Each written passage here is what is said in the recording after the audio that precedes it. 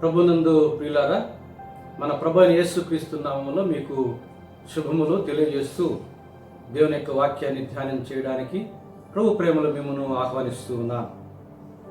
మొదటి వీడియోలో ఆదికాండం 14వ అధ్యాయాన్ని అనుసరించి మెల్కీసెదకు లేక షాలేము రాజు లేక దేవుని యొక్క యాజకుడు అని మోషే గ్రహించినటువంటి విషయాన్ని లేఖనాలను ఆధారం చేసుకొని మనం పరిశీలన చేసి ఉన్నాం.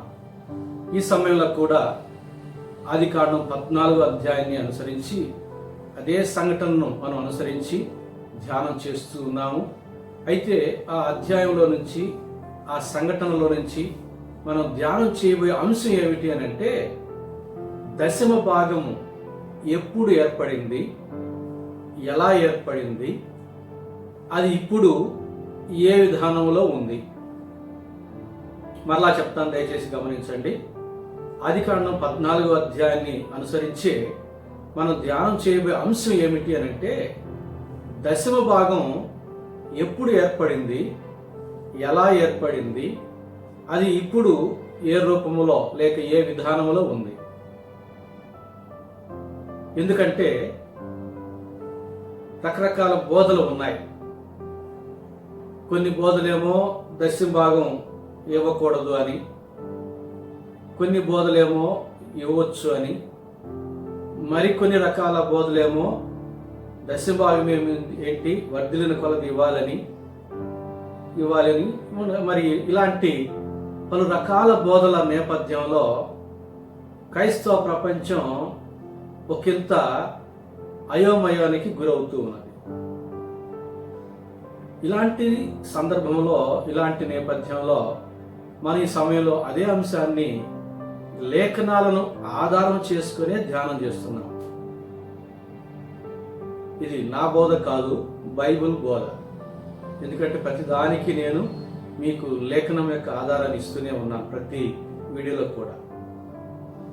బెరయా సంఘస్థుల వల్లే మనము ఈ బోధలన్నిటినీ మనం చెవిని వేసుకొని లేఖనాల ప్రకారంగా ఉన్నాయో లేవో అని పరిశీలన చేసుకొని లేఖనాధారంగా ఉన్న వాటినే మనం స్వీకరించాలి, అనుసరించాలి. అది నా బోధ అయినా, మరొకరి బోధ అయినా, ఎంత పెద్దవారిదైనా, ఎలాంటి బోధలైనా, బైబిల్ బోధలు మించిన బోధలు మరి ఏమీ ఉండవు. బైబిల్ బోధనే మనం గుడ్డిగా లేక లేఖన ఆధారముతో మనం నమ్మాలి. ఆ ప్రకారంగా మనం ఈ యొక్క అధ్యాయాన్ని మనం ధ్యానం చేయబోతున్నాం. అబ్రహాము లోతులు వేరైపోయిన తరువాత కొంతకాలానికి, ముందటి వీడియోలో నేను చెప్పినట్లుగా,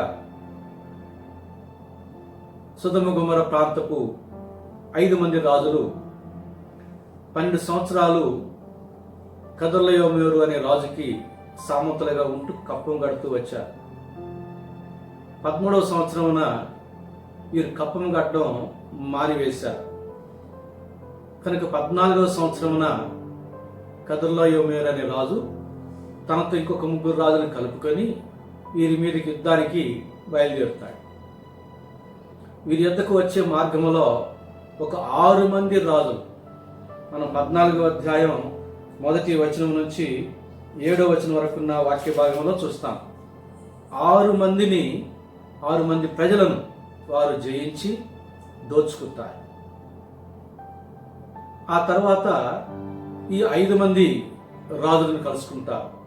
సొదొమ గొమొర్రా ప్రాంతపు రాజులు 5 మంది ఒక జట్టు కట్టి ఉన్నారు కదా, వారు ఏకముగా కప్పం చెల్లించారు, ఏకముగా తిరుగుబాటు చేశారు.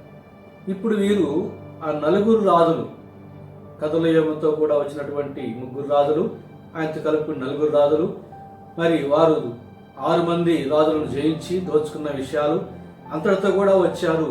వీరితో యుద్ధం చేస్తూ ఉన్నారు. వీరిలో కొందరు కొండలకు పారిపోయారు, ఓడిపోయి. కొంతమంది అక్కడ ఉన్న మట్టి కీళ్ళలో ఇరుక్కున్నారు. తర్వాత 5 మంది రాజుల యొక్క సంపదను కూడా దోచుకున్నారు. ఆ సొదొమ గొమొర్రా ప్రాంతంలోనే ఉండేటటువంటి లోతు, అది ఒక ప్రజగా విస్తరించి ఉండగా, ఆ లోతుని, ఆ ప్రజలను కూడా, వారి కలిగిన సమస్తాన్ని కూడా దోచుకొని వెళ్ళిపోయారు. తిరుగు ప్రయాణంలో వారు ఒక సంధ్య వేళ వారు విందులు చేసుకుంటూ సంతోషంగా ఉంటున్నారు. ఎందుకంటే దాదాపు వారు ఎంతమందిని దోచుకున్నారు? మార్గంలో 6 మందిని, సొదొమ గొమొర్రా ప్రజల్లో 5 మంది రాజులను, లోతు ఒక సపరేట్ ప్రజ కనుక లోతును. అంటే వీరు 6 మంది, మార్గంలోని 6 మంది, మొత్తం 12 మందిని వారు దోచుకున్న సంపద, ప్రజలనేమి, పశువులనేమి, ధాన్యమునేమి, వెండి బంగారునేమి, విస్తారమైన సంపదను దోచుకుని వెళుతూ సంతోషంగా వారు అక్కడ సంధ్యవేళ విడిది చేసి విందు చేసుకుంటూ ఉన్న సందర్భంలో ఒక లోతు దగ్గర నుంచి ఒక వ్యక్తి అబ్రహాముకి ఆ విషయం తెలియజేసినప్పుడు అప్పటికి అబ్రహాముతో ఒక 3 నిబంధన చేసుకుని ఉంటారు. అబ్రహాము దగ్గర తన ఇంట పుట్టి యుద్ధ విద్యలు అలవర్చబడిన వారు 318 మంది ఉంటారు. వారందరినీ కూడా కూడగట్టుకుని అబ్రహాము వారిని కలుసుకొని ఆ సంధ్యవేళ వారు విందులో మునిగి ఉండగా వారి మీద పడి వారిని తరుముకుంటాడు. వారందరూ పారిపోతారు, కొంతమంది చిక్కుపడతారు. ఇప్పుడు అబ్రహాం వారందరినీ కూడా వారి దోచుకున్నది అంతటిని కూడా దోచుకుని వస్తాడు. అప్పటికి ఎంతమంది? వారు దోచుకున్న మార్గంలోని 6 మంది, సొదొమ గొమొర్రా ప్రజలు ఆ రాజులు 5 మంది, లోతు ఒకడు 6, ఈ 6 12 మంది, ఆ 4 రాజులు, మొత్తం 16 మందిది సంపద వీరు దోచుకున్నారు. యుద్ధానికి వచ్చిన వారు యుద్ధ కాలానికి సంబంధించిన ఆహార పదార్థాలు తెచ్చుకుంటారు, వారి ఒంటి మీద ఆభరణాలు, ఆయుధాలు ఉంటాయి. మొత్తం ఈ 12 4 16 మంది సంబంధించిన విషయాలన్నింటినీ కూడా దోచుకొని అబ్రహాంతో కూడిన 3 నిబంధన చేసిన వారు వస్తారు. వీరు వచ్చేసరికి విషయం తెలుసుకున్నటువంటి రీతిలో సొదొమ గొమొర్రా రాజు అబ్రహాం దగ్గరికి వస్తాడు. వీరు ఆ 5 మంది జట్టు కట్టి ఉన్నారు కదా, వారికి ప్రతినిధులుగా వీరు ఉంటారు. వచ్చారు, మరి లోతు కూడా అక్కడే ఉన్నాడు. ఇప్పుడు ఏం చేయాలి? ఆనాటి పరిస్థితులను బట్టి, ఆనాటి యుద్ధ నీతిని బట్టి దోచుకున్న దాన్ని పంచుకుంటారు. పంచుకునే వ్యవహారంలో ఉన్నారు అక్కడ. అప్పుడే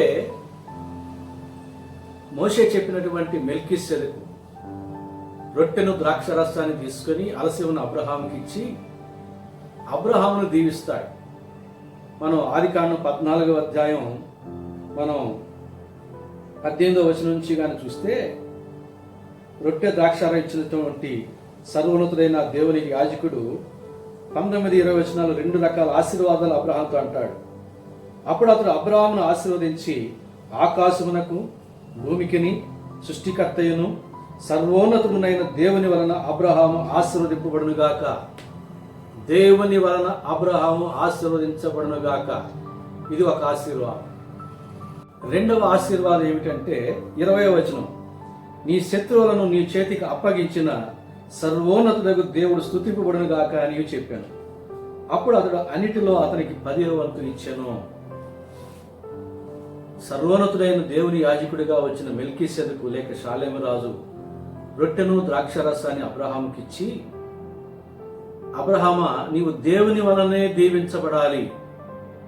నిన్ను పిలిచిన పిలుపులో నిన్ను గొప్ప జనముగా చేస్తాను, నిన్ను ఆశీర్వదిస్తానని దేవుడు వాగ్దానం చేసి ఉన్నాడు. కనుక నీవు దేవుని చేతనే దీవించబడుతూ వచ్చావు ఇప్పటి వరకు. ఇక ముందు కూడా నీవు దేవుని చేతనే దీవించబడాలి జ్ఞాపకం చేస్తున్నాడు అబ్రహాముకి.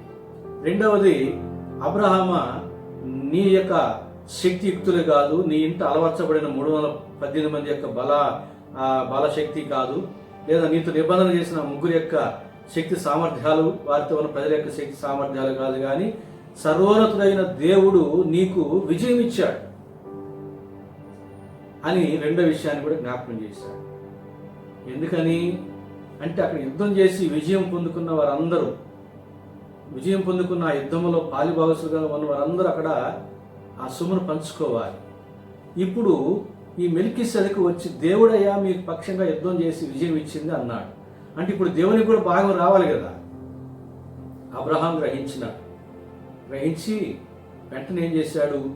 అక్కడ భాగాలు పంచుకోవాల్సిన పరిస్థితిలో ఆయన ఒక ఏర్పాటు చేశాడు.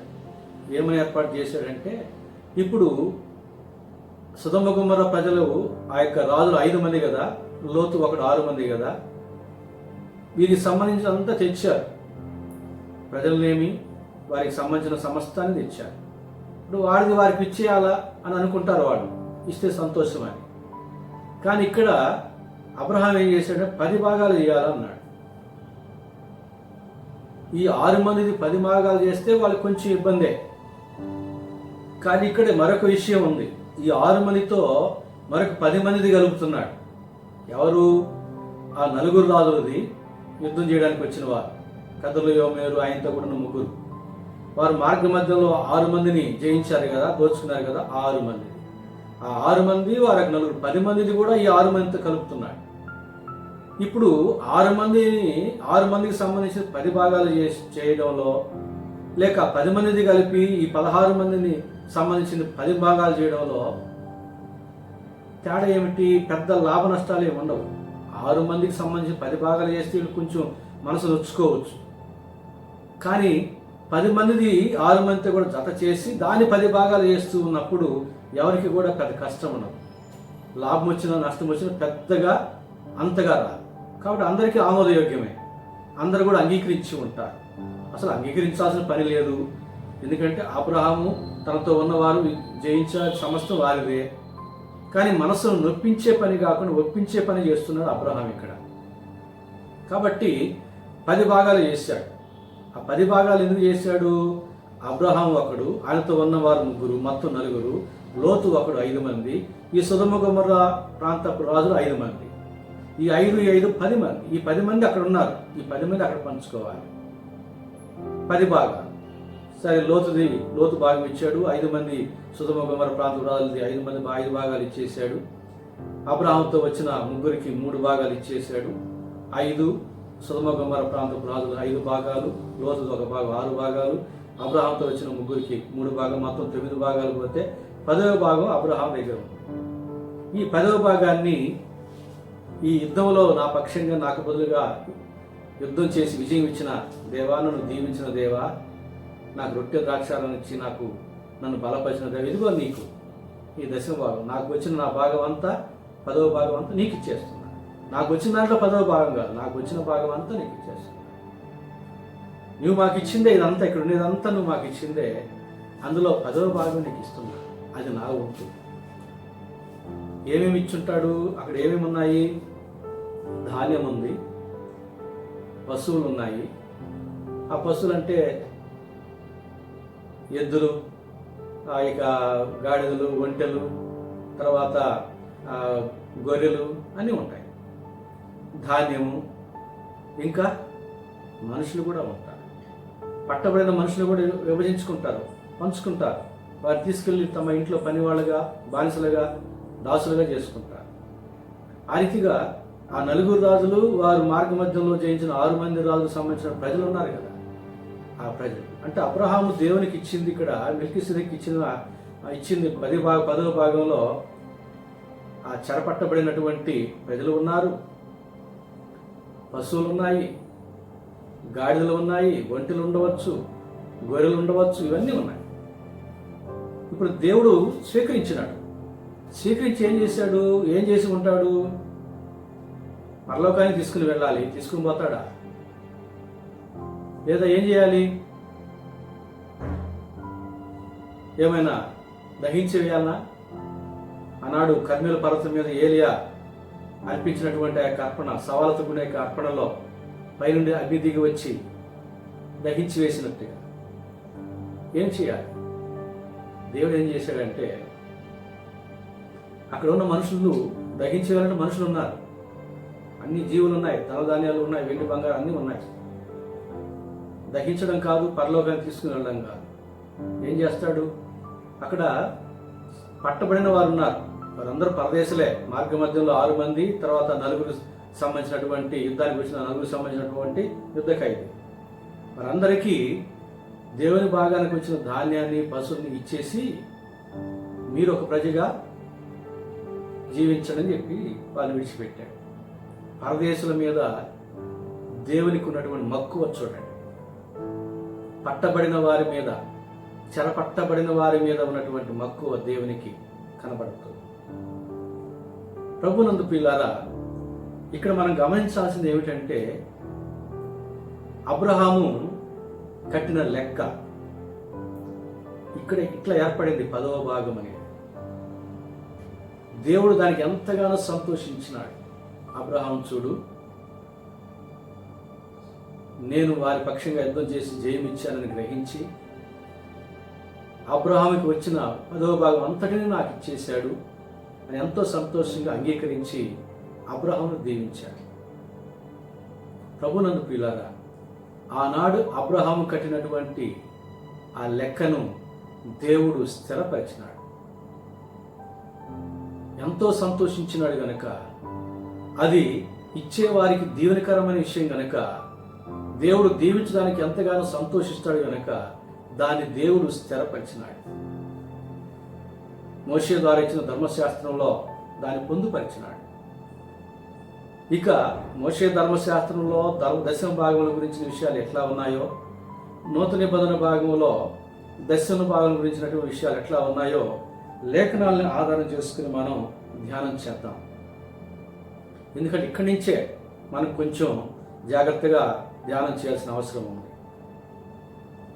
ఎప్పుడు ఏర్పడింది అనే దానికి ఆదికాండం 14వ అధ్యాయంలో అబ్రహాము యుద్ధం చేసి తెచ్చుకున్న ఆ సందర్భంలో పంచుకునే ఆ సందర్భంలో ఏర్పడింది. ఎలా ఏర్పడింది అనే దానికి నేను లెక్క చెప్పాను. ఆ లెక్క ప్రకారం అబ్రహాముకు వచ్చిన 10వ భాగాన్ని దేవునికి ఇవ్వడం జరిగింది. తర్వాత ఇది ధర్మశాస్త్రంలో, మోషే ధర్మశాస్త్రం దేవుడు ఏ రూపముగా ఇచ్చాడు అనేది కూడా మనం ఆలోచన చేద్దాం. మొదటిగా మనం గమనించినట్లయితే లేవీకాండం 27వ అధ్యాయం 30వ వచనాన్ని 32వ వచనాన్ని చదువుతాను. లేవీకాండం 27వ అధ్యాయం 30వ వచనం మరియు 32వ వచనం. భూధాన్యములలోనేమి వృక్ష ఫలములోనేమి భూఫలములన్నిటిలో 10వ భాగం యెహోవా సొమ్ము, అది యెహోవాకు ప్రతిష్ఠితమగును. 32వ వచనం. గోవులలోనే గాని గొర్రె మేకల్లోనే గాని కోల క్రింద నడుచు అన్నిటిలో 10వ భాగం ప్రతిష్ఠితమగును.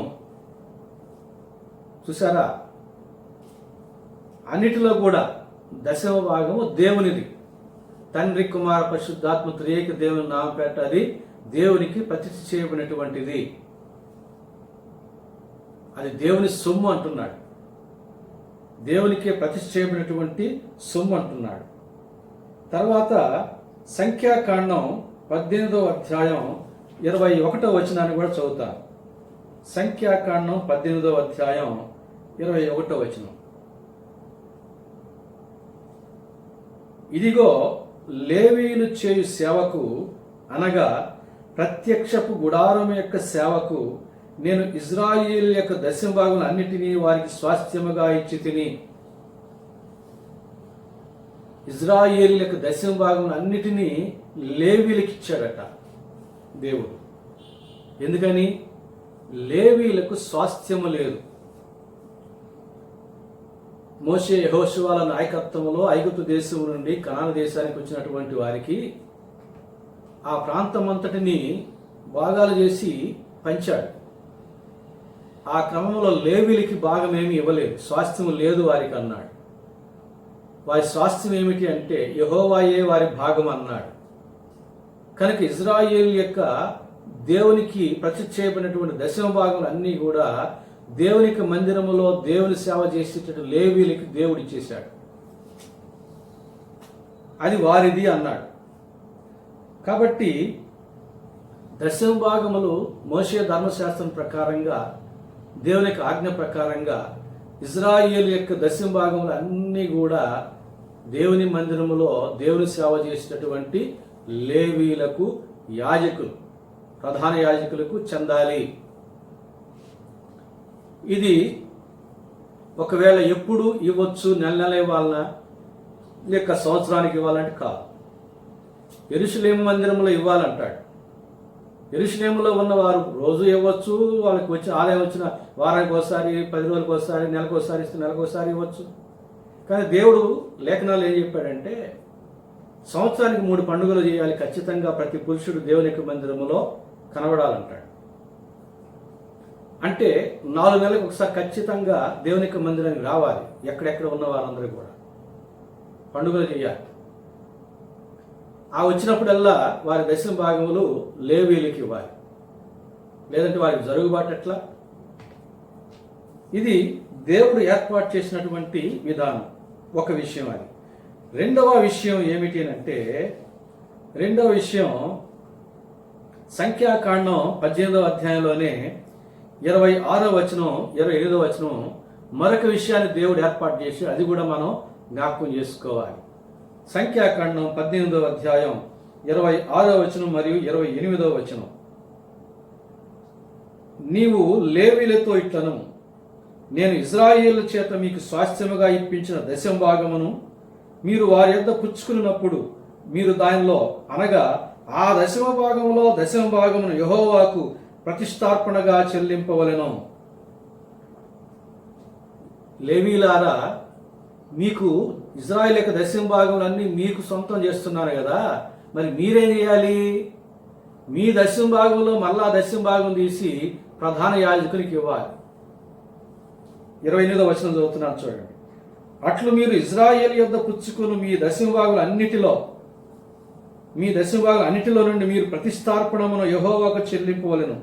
దానిలో నుండి మీరు యెహోవాకు ప్రతిష్ఠించు అర్పణమును యాజకుడైన అహరోనుకు ఇయ్యవలెను. 26వ వచనం ఏం చెప్పాడు? మీరు దానిలో అనగా ఆ దశమ భాగమును యెహోవాకు ప్రతిష్ఠ చేయాలి. అది ఏం చేయాలి? ప్రధాన యాజకునికి ఇవ్వాలి. చాలామంది పాస్టర్లని అడుగుతుంటారు, అయ్యా మేమంటే దశమ భాగాలు ఇస్తాం, మరి పాస్టర్లు కూడా ఇవ్వాలనా లేదా? కొంతమంది పాస్టర్లకు కూడా సందేహం ఉండవచ్చు, మేము తీసుకుంటాం కదా, మరి మేము కూడా ఇవ్వాలనా లేదా, మేమును ఇవ్వవలెనా అని కొంతమందికి సందేహం ఉండవచ్చు. మేము కూడా ఇవ్వాలి అనేటటువంటి ఒక సమాధానం కలిగిన సేవకులు ఉన్నారు. ఇక్కడ దేవుడు ఏమంటున్నాడు? లేవీలతో, ఇశ్రాయేలు యొక్క దశమ భాగములన్నీ నేను మీకు ఇస్తున్నా, మీరేం చేయాలి? మీ దశమ భాగాల్లో దశమ భాగం తీసి అది మీరు ప్రధాన యాజకునికి ఇవ్వాలి. ఇది దేవుడు ఏర్పాటు చేసినటువంటి మరొక విధానం. ఆ తర్వాత ఇంకా మనం దేవుడు ఏర్పాటు చేసినటువంటి మరొక విధానాన్ని మనం చూస్తే, ద్వితీయోపదేశకాండం 14వ అధ్యాయం 22వ వచనం నుంచి 27వ వచనం వరకు ఉన్న వాక్య భాగం చదువుతాను, దయచేసి గమనించండి. ద్వితీయోపదేశకాండం 14వ అధ్యాయం 22వ వచనం నుంచి 27వ వచనం వరకు ఉన్న వాక్య భాగం. ప్రతి సంవత్సరమున నీ విత్తనముల పంటలో దశమ భాగమును అవశ్యముగా వేరుపరచవలెను. ఇందాక ఇప్పటి వరకు చెప్పుకున్న దశమ భాగములు సంవత్సరానికి ఒకసారి కాదు, చెప్పాను కదా.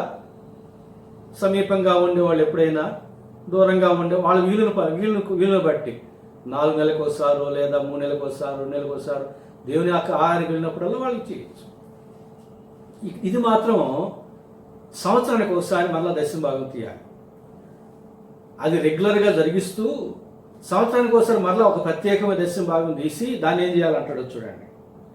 23వ వచనం, నీ దినములన్నిటిలో నీ దేవుడైన యెహోవాకు నీవు భయపడి నేర్చుకున్నట్లు నీ దేవుడు యెహోవా తన నామమునకు నివాస స్థానముగా ఏర్పరచుకున్న స్థలమున ఆయన సన్నిధిని నీ పంటలో కానీ, అంటే దేవుని యొక్క యెరూషలేము మందిరముకు ఆ స్థలానికి వచ్చి నీ పంటలో కానీ, నీ ద్రాక్షారసములో కానీ, నీ నూనెలో కానీ 10వ వంతును, నీ పశువుల్లో కానీ గొర్రె మేకల్లో కానీ తొలిచూలు వాటిని తినవలెను.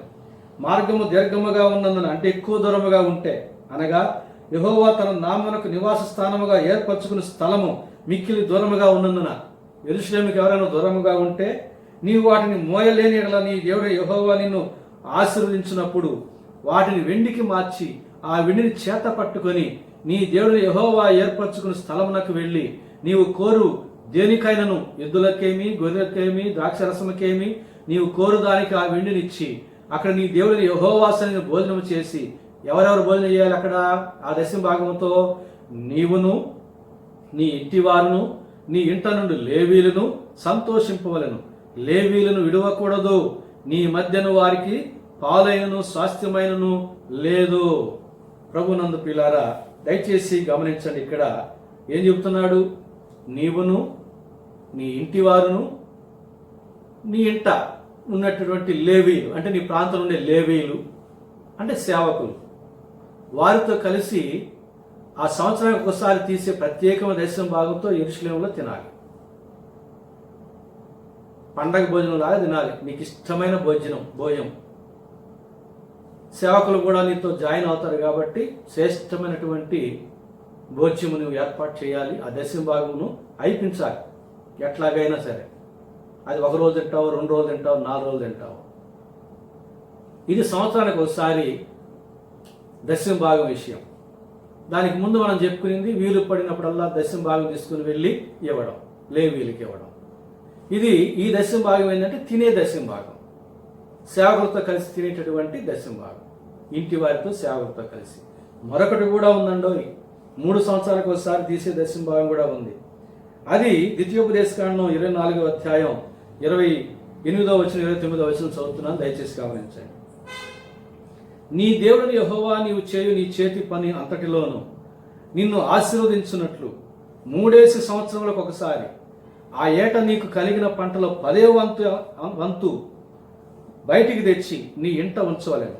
అప్పుడు నీ మధ్యన పాలైనను స్వాస్థ్యమైనను లేని లేవీలను, నీ ఇంటనున్న పరదేశులను, తండ్రి లేని వారును, విధవరాలను వచ్చి భోజనం చేసి తృప్తి పొందుదురు. 3 సంవత్సరాలకు ఒకసారి మరలా ఒక దశమ భాగం తీయాలి. అది నీ ఇంట ఉంచాలి, యెరూషలేముకు తీసుకెళ్ళక్కర్లే. నీ ఉన్న ప్రాంతంలో ఇంట ఉంచాలి, ఆ దశమ భాగం సపరేట్గా చేయాలి. దాన్ని ఎవరు తినాలంట? ఎవరెవరు తినాలి? నీ మధ్యలో పాలైనను స్వాస్థ్యమైనను లేని లేవీలను, నీ ఇంట ఉన్న పరదేశులను, తండ్రి లేని వారును, విధవరాలను వచ్చి భోజనం చేసి తృప్తి చెందాలి. ఆ దశమ భాగం అంతా వారిదే. వాళ్ళు వచ్చి ఎన్ని రోజులైనా దాన్ని తీసుకుంటూ ఉండవచ్చు, భోజనం చేస్తూ ఉండవచ్చు. ఇది దేవుడు ఏర్పాటు చేశాడు. దీనికి ఏదైనా ఆధారం ఉందా? మొదటి దశమ భాగం దేవుడు సేవకులకు ఇచ్చాడు. అబ్రహాము దేవుని యొక్క ప్రధాన యాజకునికి ఇచ్చాడు. దాన్ని ఆధారంగా మనం ఎన్నిక చేసుకోవచ్చు. రెండవది, తన ఇంటి వారితో కలిసి లేవీయులతో కలిసి భోంచేయడానికి సంవత్సరానికి ఒక దశమ భాగం అన్నాడు. దీనికి ఆధారం ఏమిటి? ఒకవేళ అబ్రహాము విభజించినటువంటి యొక్క సన్నివేశాన్ని పూర్తిగా ఆధారంగా తీసుకుంటే, అబ్రహాము తమ్ముడైన లోతు కూడా ఉన్నాడు. యెహోవా దేవుణ్ణి ఆరాధించువాడే. అతను ఇవ్వలేదు. అతని భాగం ఏం చేశాడు? అతని ఇంటి వారికి ఉంచుకున్నాడు. కాబట్టి దేవుడు దాన్ని కూడా దృష్టించాడు. లోతు అయితే మిన్నకున్నాడు, ఏమి ఇవ్వాల లోతు. కనుక దేవుడు కూడా విడిచిపెట్టేశాడు.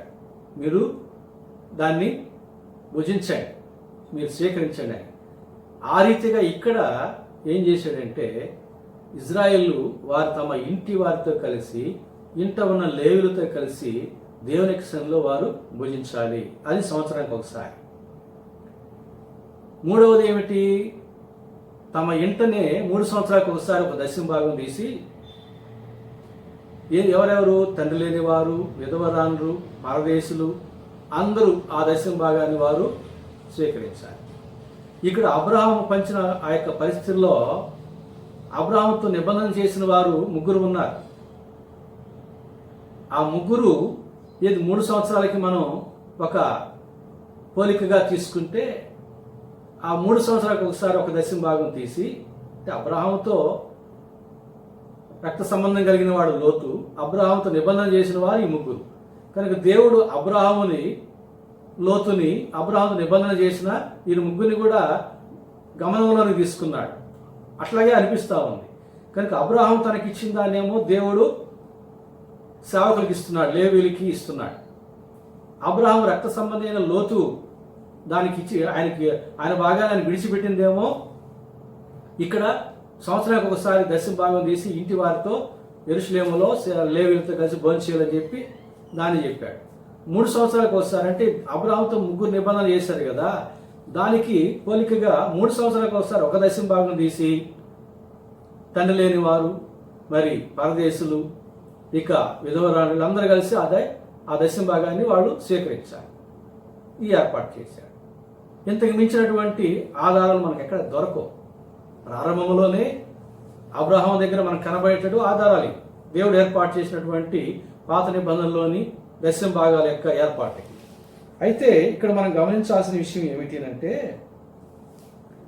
అది నూతన నిబంధనలోకి వచ్చేసరికి ఏ రూపము దాల్చింది, నూతన నిబంధనలోకి వచ్చేసరికి ఏ రూపం దాల్చింది, అది కూడా మనం ఇప్పుడు నేటి పరిస్థితుల్లో మనం నూతన నిబంధన కాలంలో ఉన్నాం కాబట్టి మనం తెలుసుకోవాలి.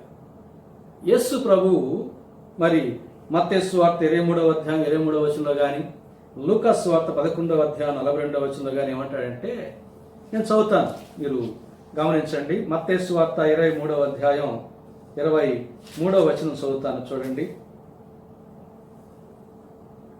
అయ్యో వేషధారులైన శాస్త్రులారా, పరిసయ్యులారా, మీరు పుదీనాలోను సోపులోను జీలకర్రలోను 10వ వంతు చెల్లించి ధర్మశాస్త్రములో ప్రధానమైన విషయములను అనగా న్యాయమును కనికరమును విశ్వాసమును విడిచిపెట్టిదిరి, వాటిని మానక వీటిని చేయవలసి ఉండెను. లూకా సువార్త 11వ అధ్యాయం 42వ వచనంలో కూడా అదే చెబుతాడు. అంటే ఏం చెబుతున్నాడు ఇక్కడ? అయ్యో పరిసయ్యులారా, శాస్త్రులారా, ఏమంటున్నాడు? మీరు వాటిని మానక, ఏమిటవి? దశమ భాగములు ఇవ్వడం మానకుండా, న్యాయమును కనికరమును కూడా మానకుండా నడిపించండి అంటున్నాడు.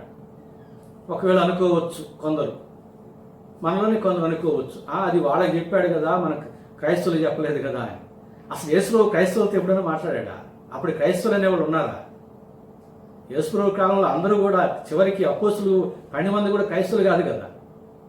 అప్పుడు క్రైస్తవులు అనబడలేదు కదా, వారు కూడా ఇజ్రాయిల్లే కదా. యేసుప్రభు కాలంలో యేసుప్రభు ఎవరెవరిని చూశాడు, ఎవరెవరితో మాట్లాడు, అందరూ కూడా ఇజ్రాయేలీలు, సమరయులు, ఆ ప్రాంతపు వాళ్ళే కదా. అప్పుడు క్రైస్తవులు ఎక్కడున్నారు? మాతో మాట్లాడలేదు కాబట్టి మాకు చెప్పలేదు, అది మాకు సంబంధించింది కాదు అని అనుకోవడానికి. కాకపోతే ఒకటి, అక్కడ ఉన్నటువంటి ఇజ్రాయేలీలు, ఆ ప్రాంత ప్రజలు, సమరయులు కావచ్చు, ఇజ్రాయేల్ కావచ్చు, యేసుని నమ్మిన వారు కూడా ఉన్నారు అక్కడ. అంటే యేసు నమ్మిన వారంటే ఎవరు? క్రైస్తవులు. తర్వాత క్రైస్తవులు అనబడిన వారే కదా. అంటే క్రైస్తవులతోనూ ఇజ్రాయెల్తోనూ కూడా చెప్పినట్టే కదా, ఇజ్రాయెల్లో నుంచే కదా క్రైస్తవం వచ్చింది. కాబట్టి ఇక్కడ మనం అట్లా ఆలోచన చేయకూడదు. కాబట్టి ఇక్కడ యేసు ప్రభు చెప్పినటువంటి ఆ మాట, సువార్తలో ఉన్న మాటలన్నీ నేడు మనం ఎందుకు అంగీకరిస్తున్నాం? అవి మన మాటలకు ఎందుకు అంగీకరిస్తున్నాం? యేసు చెప్పిన మాట అది మన మాటగా కూడా మనం స్వీకరిస్తున్నాం. అలాగే ఇది కూడా. అలాగే మరొక విషయం ఏమిటి అనంటే, మత్తయి సువార్త 10వ అధ్యాయం 9వ వచనం నుంచి 11వ వచనం వరకు ఉన్న వాక్య భాగంలో మరొక మాట కనబడతాయి. మత్తయి సువార్త 10వ అధ్యాయం 9వ వచనం నుంచి 11వ వచనం వరకు ఉన్న వాక్య భాగం నేను చదువుతున్నాను, చూడండి. మత్తయి సువార్త 10వ అధ్యాయం 9వ వచనం నుంచి 11వ వచనం వరకు ఉన్న వాక్య భాగం. యేసు ప్రభు తన 12 మంది శిష్యుల్ని సువార్త సేవకు పంపిస్తూ చెప్పిన మాటలు ఇవి. మీ సంచులలో బంగారమునైనను, వెండినైనను, రాగినైనను, ప్రయాణం కొరకు జాలినైనను, 2 అంగీలనైనను, చెప్పులనైనను, చేతికర్రలను సిద్ధపరచుకొనకుడి. పనివాడు తన ఆహారమునకు పాత్రుడు కాడా? మరియు మీరు ఏ పట్టణంలోనైనా గ్రామంలోనైనా ప్రవేశించినప్పుడు అందులో ఎవడి యోగ్యుడో విచారణ చేసి అక్కడ నుండి వెళ్ళు వరకు అతను ఇంటనే బస చేయుడి. ఆ ఇంటిలో ప్రవేశించు ఇంటి వారి శుభమని చెప్పుడి. ఆ ఇల్లు యోగ్యమైనదైతే మీ సమాధానం దాని మీదకి వచ్చును, అది అయోగ్యమైనదైతే మీ సమాధానం మీకు తిరిగి వచ్చును. ప్రభువు శిష్యులతో చెప్పిన మాట, పనివాడు ఆహారమునకు పాత్రుడే. అంటే మరొక మాట కూడా జ్ఞాపకం చేసుకుందాం. లూకా సువార్త 10వ అధ్యాయం 7వ వచనంలో ఏమంటున్నాడంటే, లూకా సువార్త 10వ అధ్యాయం 7వ వచనం. మనకన్నిటికీ లేఖన ఆధారాలు కావాలి కదా. లేఖనాల ఆధారం లేకుండా మనం ఏం మాట్లాడుకున్నా అది మన సొంత బాధగా ఉంటాయి. లూకా సువార్త 10వ అధ్యాయం 7వ వచనం చదువుతున్నాను. వారు మీకిచ్చు పదార్థములను తినుచు త్రాగుచు ఆ ఇంటిలోనే ఉండుడి. పనివాడు తన జీతమునకు పాత్రుడు, ఇంటింటికి తిరగవద్దు. తన సేవకులకు చెప్పినటువంటి మాట, ఏ ఇల్లు యోగ్యమైనదో ఎంచి అక్కడికి వెళ్ళండి, పెట్టింది తినండి, ఎందుకంటే అది మీ జీతం, రుణము కాదు అన్నట్టుగా యేసు ప్రభు చెబుతాడు. పనివాడు జీతమునకు పాత్రుడే. మరొక చోట యోహాను సువార్త 10వ అధ్యాయం అంటాడు, జీతగాడు వట్టి జీతగాడే అని. జీతం కొరకు పనిచేసేటటువంటి వాడు వట్టి జీతగాడే. కానీ దేవుని కొరకు పనిచేసి వాని జీతమేమి, వానికి జీవనమేమి, దానికి చెబుతున్నాడు ఇక్కడ. ఆహారమునకు పాత్రుడే, అదే వాని జీతం అంటున్నాడు ఇక్కడ. అంతేకాదు మరొక వచనాన్ని కూడా మనం జ్ఞాపకం చేసుకోవాలి. కొరింథీయులకు రాసిన మొదటి పత్రిక 9వ అధ్యాయం 13-14 వచనాలు నేను చదువుతున్నాను. కొరింథీయులకు రాసిన మొదటి పత్రిక 9వ అధ్యాయం 13-14 వచనాలు.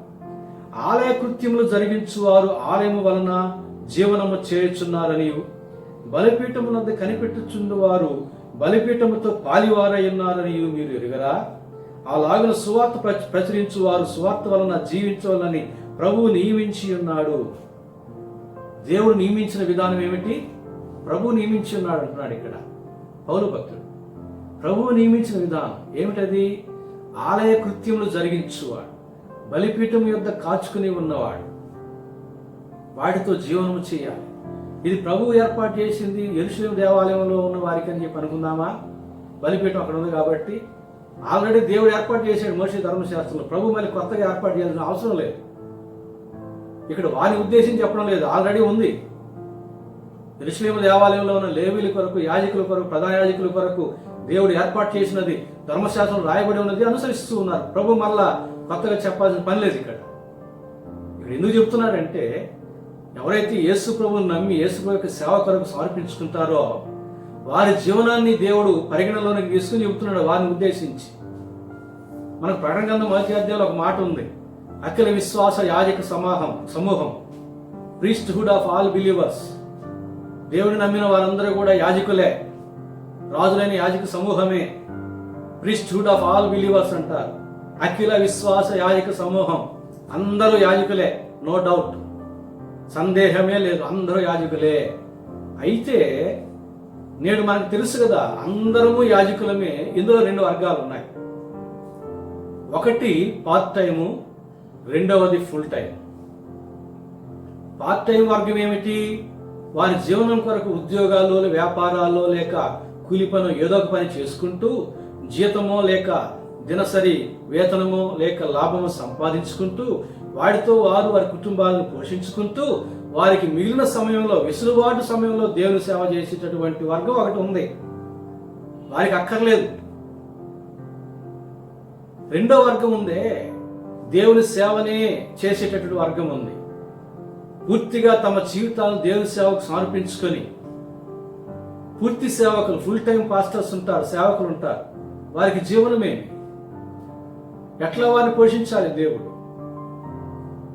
వాని గురించి చెప్తున్నాడు ఇక్కడ. వారు ఆలయ కృత్యములు జరిగించువారు గనుక ఏమంటాడు? ఆలయము వలన జీవము చేయుచున్నారనియు, బలిపీఠమునొద్ద కనిపెట్టుకుని ఉండు వారు బలిపీఠముతో పాలివారై ఉన్నారనియు మీరు ఎరుగరా? అలాగున సువార్త ప్రచురించు వారు సువార్త వలన జీవింపవాలని ప్రభువు నియమించి ఉన్నాడు. దేవుని సేవకే తన జీవితాన్ని అంకితం చేసుకున్న వారు దేవుని సేవ వల్లనే వారు జీవించాలి. అందులో వచ్చేదానితో వారు జీవించాలి. అందుకే దేవుడు దశమ భాగమును వాటిని మానక వీటిని చేయమంటాడు.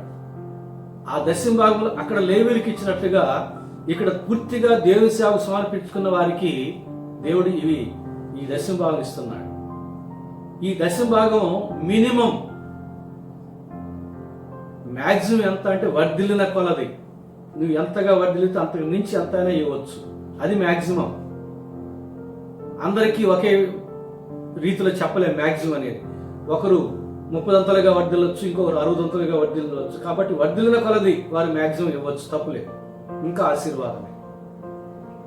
దశమ భాగం అనేది మాత్రం మినిమం, ప్రథమంగా ఇవ్వాలి. అంతకు తగ్గించి ఇవ్వకూడదు. ఎంత స్వల్పమైన, ఎంత అల్పమైన, ఎంత అధికమైన. అది పూర్తిగా దేవుని సేవకు సమర్పించుకున్న వారి యొక్క జీతం, ప్రభు నియమించినటువంటి కట్టడది. ఇప్పుడు ఉదాహరణకు ఒకటి ఆలోచన చేద్దాం. ఒక ఉదాహరణ చెబుతాను. అందరూ కూడా అఖిల విశ్వాస యాజక సమూహం, విశ్వాసులేమి సేవకులేమి, అందరూ కూడా క్రీస్తు యొక్క శరీరంలోని అవయవములే, సందేహం లేదు. ఇప్పుడు క్రీస్తు శరీరంలోని అవయవాల గురించి అర్థం చేసుకోవడానికి మన శరీరంలోని అవయవాల గురించి కొంచెం ఆలోచన చేద్దాం. మన శరీరంలో అవయవాలు రెండు భాగాలు, అంతరంగంలోని అవయవాలు, బాహ్యపరమైన అవయవాలు. నేనేమంటానంటే మనం అందరూ ఆలోచన చేస్తే అర్థం చేసుకోగలిగే సత్యం, ఈ శరీరంలో బాహ్యపరమైన అవయవాలు పార్ట్ టైం సంబంధించినటువంటివి. లోపల ఉన్నటువంటి అవయవాలు గుండె కావచ్చు, ఊపిరితిత్తులు కావచ్చు, అవి ఫుల్ టైం. గుండె పార్ట్ టైం జాబ్ చేస్తే మనం చచ్చిపోతాం. మనం నిద్రపోతూ ఉన్నా, ఈ శరీరం విశ్రాంతి తీసుకుంటూ నిద్రపోతూ ఉన్నా, గుండె మాత్రం పనిచేయాల్సిందే. అది ఫుల్ టైం పనిచేస్తుంది. ఊపిరితిత్తులు కూడా ఫుల్ టైం పనిచేస్తుంది. అవి ఫుల్ టైం చేయకపోతే ఈ పార్ట్ టైం బాడీకి జీవం పోతుంది. అలాగే ఈ పార్ట్ టైము బాడీ వాటి పని అవి చేయకపోతే ఫుల్ టైం చేసేటట్టు ఈ పనులు కూడా, ఈ అవయవాలు కూడా పాడైపోతాయి. ఒకదానితో ఒకటి అవినాభావ సంబంధం ఉంది. అది అర్థం చేసుకోవాలి. మన యొక్క శరీరం అంటే ఒక అవయవం ఇంకొక అవయవం సహకరించుకుంటారు. నడవాలన్నప్పుడు కాళ్ళు నడుస్తాయి. కంప్యూటర్ ఇంజనీర్ ఉన్నాడు, ఇంటి నుంచి అక్కడికి వెళ్ళాలి, కాళ్ళు పనిచేస్తాయి. టేబుల్ మీద కూర్చుంటాడు, కంప్యూటర్ జరుస్తాడు, కాళ్ళు విశ్రాంతి తీసుకుంటాయి, చేతులు పనిచేస్తాయి, కళ్ళు పనిచేస్తాయి, మైండ్ పనిచేస్తుంది. అప్పుడు కాళ్ళు పనిచేయవు. ఆహారం ఉంది, చేతులు పనిచేస్తాయి, నోరు పనిచేస్తుంది. పడుకున్నారు, మొత్తం శరీరం మొత్తం పనిచేయదు, కానీ గుండె పనిచేస్తుంది, ఊపిరితిత్తులు పనిచేస్తాయి. ఇది అర్థం చేసుకోవాలి మనం. అలాగే ఫుల్ టైం సేవకులు, పార్ట్ టైం సేవకులు. పార్ట్ టైం సేవకులు కావాలి, ఫుల్ టైం సేవకులు కావాలి. ఎందుకంటే పార్ట్ టైం సేవకులు అందరూ ఫుల్ టైం సేవకులు అయితే ఎవరెవరికి ఇవ్వాలి, ఎవరెవరికి ఇచ్చుకుంటారు, ఎవరెవరిని పోషిస్తారు. కాబట్టి పూర్తి సేవకు సమర్పించుకున్న వారందరూ కూడా గుండె లాంటి వారు, ఊపిరితిత్తులు లాంటి వారు, క్రీస్తు శరీరం అనే ఆ యొక్క అవయవాల్లో. పార్ట్ టైం వాళ్ళు ఆ యొక్క బాహ్య శరీరంలో ఉన్నటువంటి ఒకరు ముక్కుగా, ఒకరు చెవుగా, ఒకరు నోరుగా, ఒకరు చేతులుగా, ఒకరు కాళ్ళుగా పనిచేస్తారు. చేతులు ఎప్పుడు 24 గంటలు పనిచేయుగా, కాళ్ళు ఎప్పుడు 24 గంటలు పనిచేయుగా. వాటి పని వచ్చినప్పుడు అవి పనిచేస్తాయి, మిగతాప్పుడు గమ్ముకుంటాయి. కానీ గుండె అట్లా కాదుగా, ఊపిరితిత్తులు అట్లా కాదుగా, 24 గంటలు పనిచేయాల్సిందే. గుండె ఒక్క 5 నిమిషాలు ఆగిపోతే మన ప్రాణం పోతుంది. ఊపిరితిత్తులు కొన్ని నిమిషాలు ఆగిపోతే మన ప్రాణం పోతుంది. కనుక ఫుల్ టైం సేవ లేకపోతే క్రైస్తవ ప్రపంచంలో ఆత్మీయత చనిపోతుంది. కాబట్టి ఈ విషయాన్ని మనం అర్థం చేసుకోవాలి. అందుకు దేవుడు ఇక్కడ దశమ భాగమును మానక, న్యాయమును కనికరమును కూడా మీరు మానక చేయాలి. పాత నిబంధన కాలంలో లేవీలకు ఎట్లా దశమ భాగములు ఏర్పాటు చేశానో, ఈ నూతన నిబంధన కాలంలో ఫుల్ టైం సేవకులకి దశమ భాగములు నేను ఏర్పాటు చేశాను. ఆలయ కృత్యములు జరిగించువారు వారు. ఏ రాత్రి పిలిచినా వస్తారు, ఏ టైంలో పిలిచినా వాళ్ళు వస్తారు. పార్ట్ టైం సేవకులు అట్లా రాలేరు కదా. వారి ఉద్యోగాల్లో, వారి వ్యాపారాల్లో, వారి యొక్క దినసరి పనుల్లో ఉంటారు. అప్పుడు ఫోన్ చేసి, అయ్యా మాకు బాగలేదు, వచ్చి ప్రార్థన ఏంటో రాస్తారు, రాలేరు. కాబట్టి సేవ కుంటుపడతారు. కాబట్టి వారు కావాలి, వీరు కావాలి, అందరూ కావాలి. దేవుని యొక్క ఏర్పాటును బట్టి వారిని వీరిని అందరినీ కలుపుకొని తన పని జరిగిస్తూ ఉంటే దేవునికి అంగీకారమైన పని మనకెందుకు అంగీకారం కాదు? మనలో మనకెందుకు విభేదాలు, ఎందుకు ఈ అనర్థాలు, ఎందుకు ఈ అపోహలు? మనం ఒకరినొకరు గౌరవించుకోవాలి, ఒకరినొకరు మనం అంగీకరించుకోవాలి, ఒకరి బలహీనతలు ఒకరు సహించుకొని ప్రేమించుకోమని చెప్పాడు దేవుడు. ప్రభునందు ప్రియులారా, లేఖనానుసారమైనటువంటి విధి విధానాన్ని మనం చూస్తూ ఉన్నాం. అలాగే ఆ దశమ భాగం లేవులకి ఇచ్చినట్లుగానే ఇక్కడ ఈ దశమ భాగములు పూర్తి సేవకులకు ఇచ్చినట్లుగా మనం చూస్తున్నాము. అలాగే మరి సేవకులతో కలిసి ఇంటి వారు భుజించాలి అన్నాడు, సంవత్సరానికి ఒకసారి దశమ భాగంతో. దాన్ని ఏం చేశాడంటే దేవుడు ఇక్కడ మనం మత్తయి సువార్త 22వ అధ్యాయం 21వ వచనంలో చూస్తే, కైసరివి కైసరివి, దేవునివి దేవునికి ఇవ్వమన్నాడు. కైసరివి కైసరివి, దేవునివి దేవునికి ఇవ్వమన్నాడు. ఈ దేవుని వాటిలో క్రమంగా ఇచ్చే దశమ భాగాలు ఆనాడు లేవీలకు ఇచ్చినట్లుగా ఈనాడు పూర్తి సేవలకు ఇస్తున్నాడు. అలాగే సంవత్సరానికి ఒకసారి ఇచ్చే దశమ భాగం అవి కూడా దేవునివే. అవి ఏం చేయమంటున్నాడంటే గలతీ 6:6లో ఒక చక్కని మాట చెబుతున్నాడు. గలతీ 6:6 చదువుతాను చూడండి. ప్రతిదానికి మనకు లేఖనం ఆధారం కావాలి. గలతీ 6:6 చదువుతున్నాను. వాక్యోపదేశం పొందువాడు ఉపదేశించు వానికి మంచి పదార్థములన్నిటిలో భాగ్యం ఇయ్యవలెను. దానికి ఫుట్ నోట్లో చూస్తే, వాక్యోపదేశం పొందువాడు సమస్త సద్విషయంలో బోధించు వానితో పాలివారై ఉన్నారు. సంవత్సరానికి ఒకసారి తీసే దశమ భాగము, ఆ మోషే ధర్మశాస్త్రం ప్రకారంగా సంవత్సరానికి ఒకసారి తీసే ఆ దశమ భాగంలో ఇంటివారు లేవీయులతో కలిసి ఆ దశమ భాగాన్ని భోంచేయాలి. అదే రీతిగా ఇక్కడ ఈ నూతన నిబంధన కాలంలో ఏం చెప్తున్నాడు? వాక్యోపదేశం పొందేవాడు వాక్యోపదేశం చేయవానికి ఉపదేశించేవానికి శ్రేష్టమైన వాటితో పాలివాడై ఉన్నాడు. శ్రేష్టమైన వాటిని పెట్టాలి. ఇది చేస్తున్నారు మన క్రైస్తవులు. సేవకులైన వారు మేము వెళ్ళినప్పుడు శ్రేష్టమైన వాటిని పెడతారు. ఎందుకంటే మన పాత దినాల్లో మనం నేర్చుకునే విషయం ఏమిటంటే, ఆ రోజులు ఉపదేశకులు అనబడేటటువంటి దినాలు. నేను విన్న విషయం చెబుతున్నా. అయా సేవకులకు లోపల ఆశీర్వాదాలు ఉంటాయి. అవి నోట్లోంచి బయటికి రావాలంటే కడుపు నిండా వారికి భోజనం పెడితే అప్పుడు ఆ లోపల ఉన్న ఆశీర్వాదాలు తనుకొని బయటకు వస్తాయని అనేవాడు. అందుకని సేవకులు అప్పట్లో మా ఇంటికి వస్తే నేనే కోడిని కోసేవాడిని. నేనే ఇంటింటికి వెళ్ళి బియ్యం దండి చర్చికి తెచ్చి సేవకులు నేనే సేవ చేసేవాడిని. ఆ రోజుల్లో మేము ఒక పల్లెటూరు వాతావరణంలో పెరిగిన వాడిని నేను. ఆ పల్లెటూరులో ఒక స్కూల్ గది చర్చి. అప్పుడు నేల బెంచీలు ఉండేవి. అదంతా చిమ్మి నేల బెంచీలు వేసి గంట కొట్టేది నేను. ఇంటింటికి బియ్యం తెచ్చి పాస్టర్ గారికి ఇచ్చేది నేను. ఉదయం ఒకసారి సాయంత్రం ఒకసారి బస్సు వస్తాయి.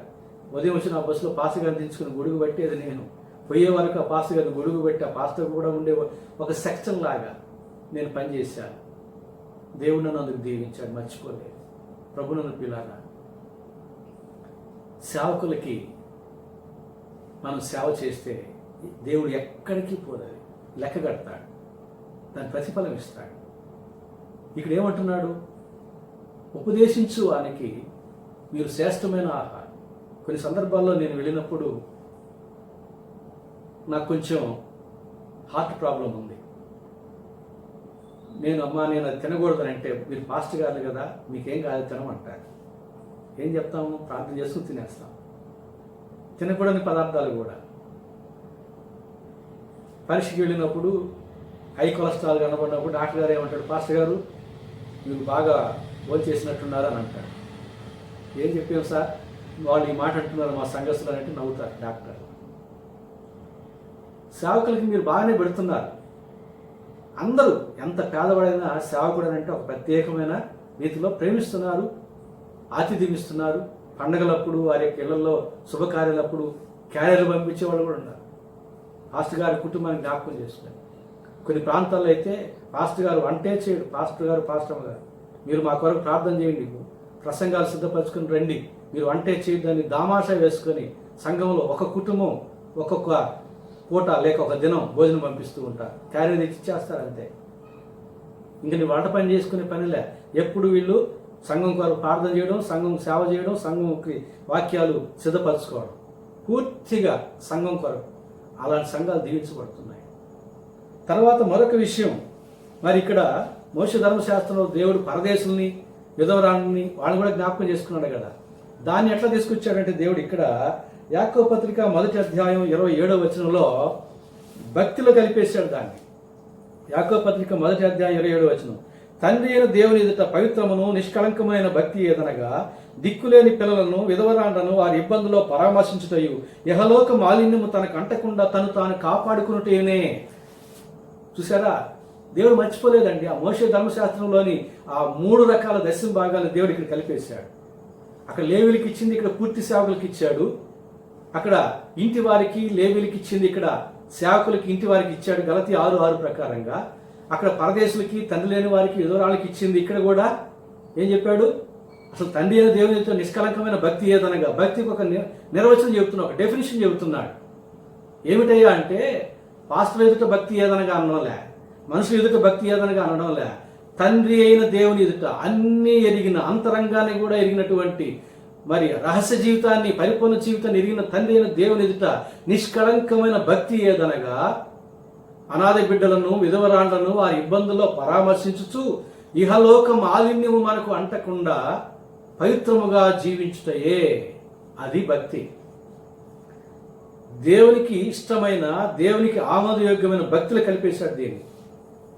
అక్కడ 3 సంవత్సరాలకు ఒకసారి తీసే ఆ యొక్క దశమ భాగాన్ని ఇక్కడ కలిపి చెప్పాడు. దేవుడు మర్చిపోలేదు, విడిచిపెట్టలేదు.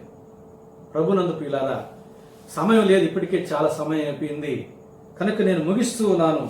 మనం గ్రహించాల్సింది ఏమిటి అని అంటే, మనం దేవునివి దేవునికి ఇస్తాము, కైసరివి కైసరికి కూడా ఇస్తాము, దీవించబడతాము. చాలామంది ఇవ్వడం లేదు. గ్రామాల్లో చాలామంది సేవకులు కష్టపడుతున్నారు. అందరూ పట్టణాలకు వెళ్ళేవారే, నగరాలకు వెళ్ళేవాళ్ళే, అక్కడ సేవ చేసేవాళ్లే. ఎందుకో నగరాల్లో పట్టణాలు, గ్రామాలకు ఎవరు పోతారండి? గ్రామాలకు పోవాలా? గ్రామాల్లో ఉంది సేవ. క్రైస్తవుల మధ్య కాదు, అన్యుల మధ్య సేవ చేయాలి. సువార్త ప్రకటించిన నాకు శ్రమ అన్నాడు. సువార్త ప్రకటించిన కారణాన మనకు వచ్చిన శ్రమల్లో కొన్ని శ్రమలు ఉన్నాయి. నీవు సువార్త పాటిస్తే ఆ శ్రమలు పోతాయి. అందరూ నగరాలకే, అందరూ టౌన్కే వెళ్ళి సేవ చేస్తే అట్లా గ్రామాల సంగతి ఏంటి? అక్కడ పాస్టర్లు అల్లాడుతున్నారు, సేవకులు అల్లాడుతున్నారు. నాకు తెలిసిన వాళ్ళు కొంతమంది ఉన్నారు. నైట్ టైము రైస్ మిల్లులో ఒక పాస్టర్ గారు రైస్ మిల్లులో నైట్ టైం పనిచేసి, ఇంకొక పాస్టర్ గారు నైట్ టైం రైస్ మిల్లుకి గుర్కాగా ఉంటూ మరి పగులు సేవ చేసేవాడు. నా శక్తి కొద్దీ నేను వాళ్ళని నా గ్రామ సంఘానికి అటాచ్ చేసుకుని నేను ఏదో కొద్దిగా గొప్ప ఇస్తూ ఉన్నాను. ఇలాంటి వారు నాకు తెలుసు. నాకు కొన్ని సందర్భంలో నేను వెళ్ళినప్పుడు గ్రామంలో కూలి పని చేసి సేవ చేస్తుంటే అక్కడ సేవ ఫలప్రదంగా లేదు. నేను చెప్పాను, అయ్యా మనం సువార్తకి వెళ్ళాం, వాళ్ళతో కలిసి మేము సువార్తకి వెళ్ళినప్పుడు ఆ గ్రామానికి చూసిన ఊరి పెద్దలు, రైతులు, అరే మన కూలికి వచ్చేవాడురా అని చెప్పి నిర్లక్ష్యంగా వెళ్ళిపోయి వారి మాట ఖాతరు చేయలేదు.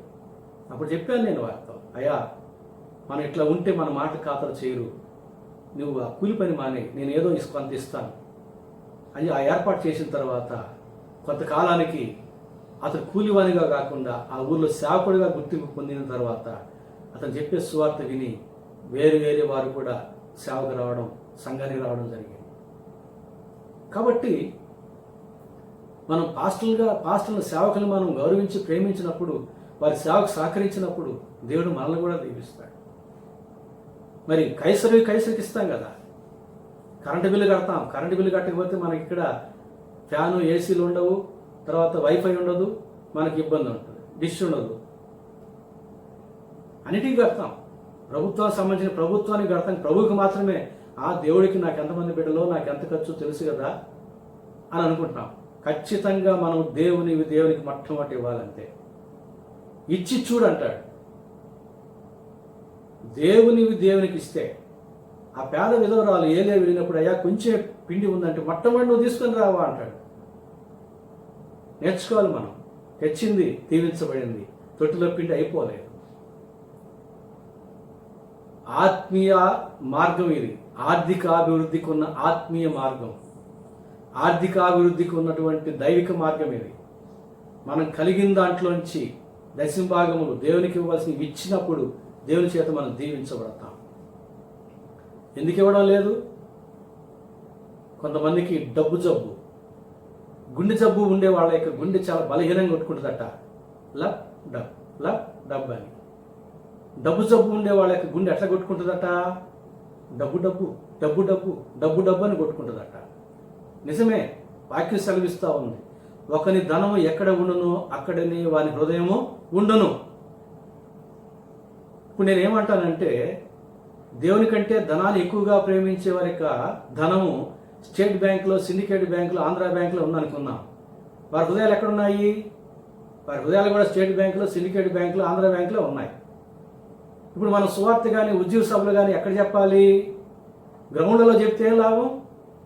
దేవుని కంటే ధనాన్ని ఎక్కువగా ప్రేమించే వారి హృదయాలు స్టేట్ బ్యాంకులో, సిండికేట్ బ్యాంకులో, ఆంధ్ర బ్యాంకులో ఉన్నాయి కదా. కాబట్టి బ్యాంక్ ఆవరణలో చెప్పాలి మనం ఇప్పుడు సువార్త. చెబితే వారి హృదయాలు అక్కడ అప్పుడు కదిలించబడతాయి. అదే కదా దేవుడు చెప్తాడు, ఒకరి ధనము ఎక్కడ ఉండును అక్కడనే వాని హృదయం ఉండును. ప్రభునందు ప్రియులారా, గుండె జబ్బు కంటే డబ్బు జబ్బు చాలా ప్రమాదం. అందుకని ధనాశ సమస్త కీళ్లకు మూలం అన్నాడు. మార్కు సువార్త 10:17-27 వరకు ఒక యవనస్తుడు వచ్చి, అయ్యా నిత్యజీవం పొందాలని నేను ఏం చేయాలంటే ఆజ్ఞలు పాటించాను, నేను చిన్నప్పటి నుంచి పాటిస్తున్నాను అన్నాడు. నీకు ఒకటి కదువుగా ఉన్నదన్నాడు. అతడు మిగులు ఆస్తి గలవాడు, దేవుని కంటే ధనాన్ని ఎక్కువగా ప్రేమించిన వాడు కనుక నీ ఆస్తిని అమ్మి పేదలకు ఇచ్చి నీవు నన్ను వెంబడించు అన్నాడు. ముఖం చిన్నముచ్చుకుని వెళ్ళిపోయిన తర్వాత అతన్ని ఉద్దేశించి శిష్యులతో అంటున్నాడు, ఇలాంటి వాడు దేవుని రాజ్యంలో ప్రవేశించడం కంటే సూది పెంచడంలో ఒంటె దూడు సులభం అన్నాడు. ధనము దేవుని రాజ్యానికి ఆటంకం కాదు, దేవుని కంటే ఎక్కువగా ప్రేమించబడిన ధనము దేవుని రాజ్యానికి ఆటంకం. అందుకే దేవుని యొక్క రాజ్యంలో మనం ప్రవేశించాలంటే ప్రధానమైన ఆజ్ఞను మనం జ్ఞాపకం చేసుకోవాలి. నీ పూర్ణ హృదయంతో, నీ పూర్ణ ఆత్మతో, నీ పూర్ణ మనసుతో, నీ పూర్ణ బలంతో, నీ పూర్ణ వివేకంతో నీ దేవుడు యెహోవాను సేవించి ప్రేమించాలి. ఇది ధర్మశాస్త్రం అంతట్లో ప్రధానమైన ఆజ్ఞ. ఇది మనం అనుసరించాలి. పూర్ణ హృదయంతో మనం దేవుని ప్రేమించిన వారం అయితే దేవునికి ఎందుకు ఇవ్వం? రోమపత్రిక 12వ అధ్యాయం 1వ వచనం ప్రకారంగా సమస్త అవయవాలను సజీవ యాగముగా దేవునికి మనం సమర్పించుకున్న వారం అయితే దేవునికి ఎందుకు ఇవ్వం? దేవునివి మనం దొంగిలిస్తున్నాం. మలాకీ గ్రంథం 3వ అధ్యాయం నుంచి పెద్దాక చూస్తే మానవుడు దేవుని యొక్క దొంగిలినా, మనుషుల దగ్గర దొంగతనం చేసే వాళ్ళని మనం అసహించుకుంటాం. వాస్తవానికి వాళ్ళు మనల్ని అసహించుకోవాలి. ఎందుకంటే వాళ్ళు మనుషుల దగ్గర దొంగతనం చేస్తారు, ఏదో జీవనానికో ఏదో అన్నట్టుగా. కానీ క్రైస్తవులు కొంతమంది దశంభాగం ఇవ్వని వారు దేవుని దగ్గర దొంగతనం చేస్తున్నారు. మానవుడు దేవుని యొక్క దొంగిలినా మీరు దొంగిలిచునే ఉన్నారు, మీరు శాపగ్రస్తులై ఉన్నారంటాడు. నా దశంభాగం లేకుండా, ప్రతిష్టార్పణ లేకుండా మీరు దొంగిలిస్తున్నారంటాడు.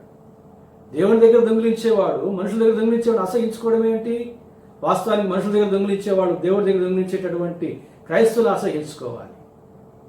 దశంభాగంలో ఎవరు దేవుని యొక్క దృష్టికి వారు దొంగలుగా ఉంటారు. ప్రభు బల దగ్గరికి వస్తూ ఉంటారు. ప్రభు బల దగ్గరికి వచ్చే వాళ్ళని చూసి యేసు ఏమనుకుంటారు తెలుసా?